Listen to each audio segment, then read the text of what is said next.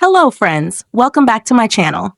Today, in this video, I'm going to show you how to turn on Game Sidebar Mode on Android. Please consider subscribing to my channel and liking this video. Let's get started, guys. Step 1. First, unlock your Nothing phone. Open the Settings application to find the Home Settings menu. Step 2. Next, scroll down and locate the System option. It's typically located towards the bottom of the list. Tap on System to open the next set of options. This section controls a variety of settings on your device, including language preferences, system settings, and more. Step 3. Now locate the Game Mode option. Tap on it.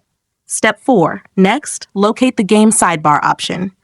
Unfortunately, this is turned off. Step 5. For the last and most important step, select the Game Sidebar option to turn it on instantly. Activate the swipe sideways to bring up the Game Quick panel during gameplay mode. If you found this tutorial helpful, don't forget to like this video and subscribe to my channel. Thanks for watching.